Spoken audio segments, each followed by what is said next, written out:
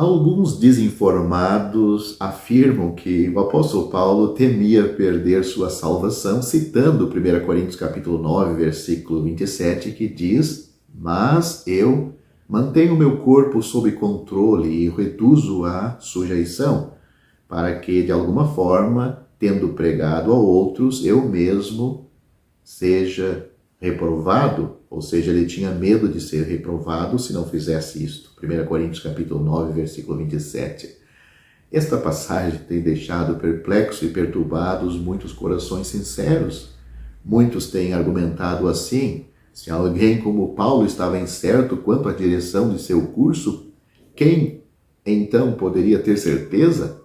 Mas Paulo estava incerto quanto ao assunto? De jeito nenhum. O versículo imediatamente anterior nos ensina exatamente o oposto. Note o que está dito. "Portanto, assim corro, não como tanta incerteza, então eu luto, não como alguém que bate no ar." Paulo sabia muito bem como todo o assunto terminaria no que lhe dizia respeito. Ele poderia dizer: "Eu sei em quem tenho crido e estou certo de que ele é poderoso para guardar o que lhe confiei até aquele dia." 2 Timóteo capítulo 2, versículo 12. E ainda ele podia dizer: "Estou convencido de que nem a morte, nem a vida, nem os anjos, nem os principados, nem as potestades, nem o presente, nem o porvir, nem a altura, nem a profundidade, nem qualquer outra criatura pode nos separar do amor de Deus que está em Cristo Jesus, nosso Senhor." Romanos capítulo 8, versículos 38 e 39. Essas escrituras são amplamente suficientes para provar que Paulo não tinha nem sombra de dúvida quanto à sua segurança eterna. Note as expressões nestes versículos: "Eu sei, estou persuadido." Não há dúvida ou incerteza em tais declarações. Paulo sabia melhor. Seu fundamento era tão estável quanto o trono de Deus, tão firme quanto o trono de Deus. Qualquer certeza que Cristo pudesse dar, isso Paulo possuía. Estamos plenamente convencidos de que, no que diz respeito a Paulo, desde o momento em que as escamas caíram de seus olhos na cidade de Damasco até que ele foi oferecido na cidade de Roma, seu coração nunca abrigou uma única dúvida, um único medo, uma única sombra de dúvida. Ele foi perturbado por todos os lados, mas não angustiado, perplexo, mas não desesperado, perseguido, mas não abandonado, abatido, mas não destruído. Sim, em meio a todos os seus conflitos e problemas, ele podia dizer: "A nossa leve e momentânea tribulação produz para nós um peso eterno de glória muito excelente." 2 Coríntios capítulo 4, versículo 17. Paulo não teve dúvidas ou temores quanto à questão final. Tampouco deve fazê-lo aquele que verdadeiramente veio a Cristo, visto que Cristo mesmo disse: "O que vem a mim, de maneira nenhuma o lançarei fora." João capítulo 6, versículo 37. O Senhor Jesus também disse para aqueles que ele salva, ele disse: "Dou-lhes a vida eterna e nunca hão de perecer." João capítulo 10, versículo 28. Ninguém que é realmente lançado sobre Cristo jamais será lançado para longe dele. Este é um axioma divino, uma verdade fundamental, uma realidade eterna. Cristo é responsável por cada cordeiro no rebanho.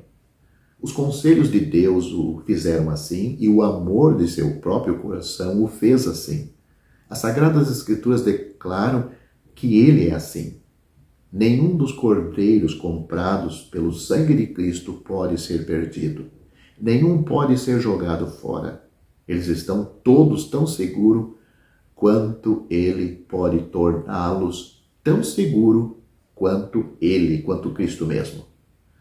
O que Paulo quer dizer, então, quando diz para que eu mesmo não seja náufrago ou reprovado. Se ele não pretende transmitir a ideia de incerteza quanto à segurança pessoal em Cristo em relação à salvação que ele tinha, o que ele quis dizer? Acredito que a expressão não se aplica ao seu futuro, mas ao seu serviço presente de Paulo, não ao seu lar celestial, mas ao seu caminho terreno, não aos seus privilégios eternos, mas às suas responsabilidades presentes. Ou seja, Paulo não está falando da salvação da sua alma, aquilo que ele adquiriu de Deus, que ele recebeu de Cristo e que é uma garantia eterna. Paulo está falando do seu serviço, do trabalho que ele fazia para Deus. E uma coisa não influencia a outra. Paulo era um servo tanto quanto um filho. Então ele se exercitou e manteve seu corpo em sujeição para que, de alguma forma, ele não fosse reprovado. A melhor tradução seria náufrago. O corpo é um bom servo, mas um mau patrão. Se não for reprimido, desqualificará totalmente o servo de Cristo para o desempenho de suas elevadas e santas responsabilidades. Uma pessoa pode ser um filho de Deus e ainda assim ser reprovado como servo de Cristo. Se um servo eficiente de Cristo envolve abnegação, autojulgamento, autovazio, autocontrole, será um servo útil para Deus. Não me tornou um filho de Deus, eu não me tornei um filho de Deus por meio desses exercícios. Ninguém se torna um filho de Deus por causa desses exercícios. Mas com certeza nunca serei um servo de Cristo bem-sucedido sem essas coisas, sem esta abnegação. Esta distinção é muito clara e muito importante. As Escrituras fazem isto. Somos muitos propensos a pensar que a questão de nossa segurança pessoal é a única de alguma importância para nós.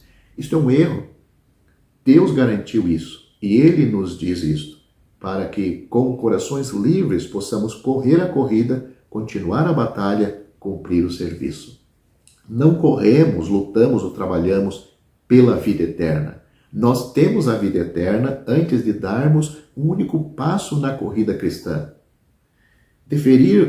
Deferirmos um golpe na guerra cristã ou realizarmos um único ato de serviço cristão, nós primeiro temos que ter a salvação da nossa alma, primeiro nós temos que ter a vida divina.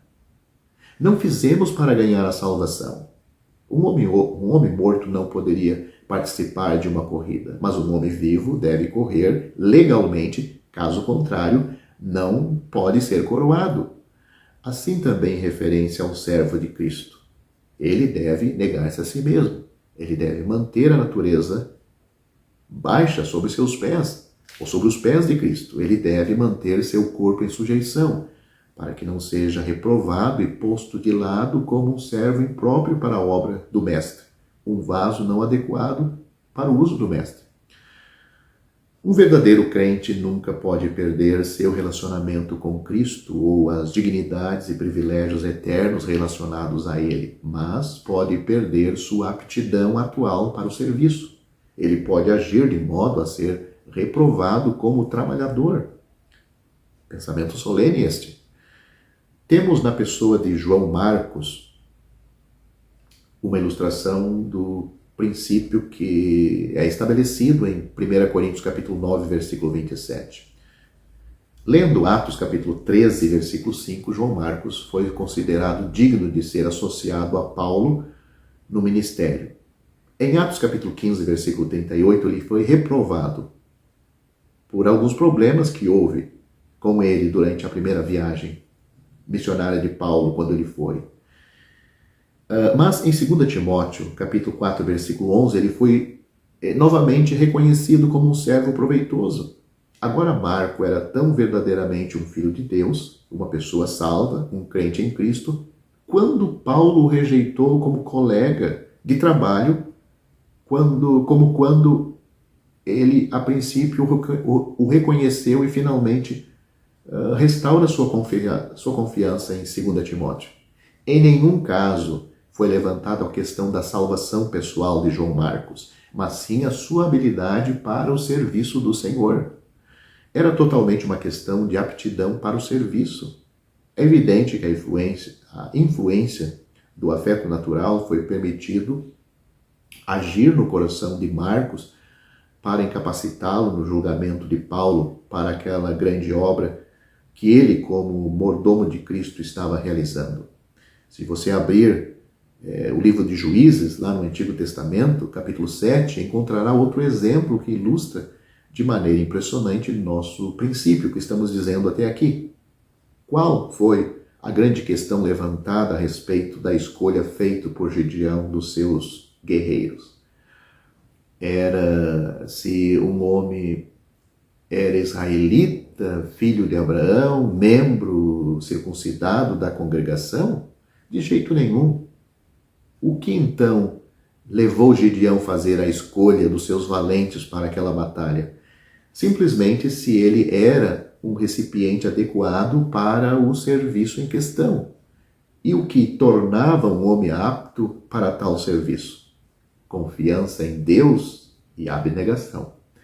Veja os versículos 3 e 6, lá de Juízes, deste capítulo de Juízes. Aqueles que ficaram com medo foram rejeitados, versículo 3. E os que consultaram a sua própria facilidade foram rejeitados, versículo 7. Agora, os 31.700 foram rejeitados. Eram tão verdadeiramente israelitas quanto os 300 que foram aprovados naquela ocasião. Mas os primeiros não eram servos aptos, os últimos sim. Tudo isso é facilmente compreendido. Não há dificuldade se o coração não cria dificuldade para si mesmo. Muitas passagens da palavra de Deus, destinadas a atuar na consciência do servo, são usadas para alarmar o coração da criança em Cristo. Muitos que visam apenas nos admoestar em relação à nossa responsabilidade, ou seja, passagens que são usadas nas Escrituras só para admoestar em relação à nossa irresponsabilidade, são usadas para nos fazer questionar nosso relacionamento, nossa segurança de salvação, mas as passagens são tiradas do seu contexto. Há passagens que são indicadas para a manutenção da vida cristã, e há passagens que são relacionadas à nossa salvação, e uma não tem nada a ver com a outra. Que o Senhor aumente em nós a graça de uma mente perspicaz e nos capacite a distinguir entre as coisas que diferem, de modo que enquanto nossos corações entram na doçura e no poder tranquilizador dessas palavras. O Senhor Jesus disse: aquele que vem a mim, de maneira nenhuma lançarei fora.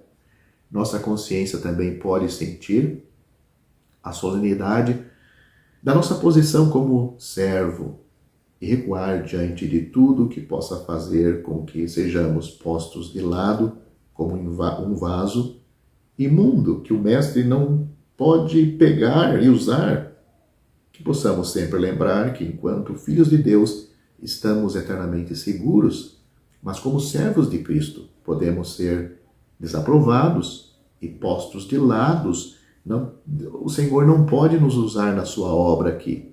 Sem dúvida, isso não nos fará perder a salvação, mas nos fará perder o galardão, pois não podemos trabalhar dignamente para o Senhor.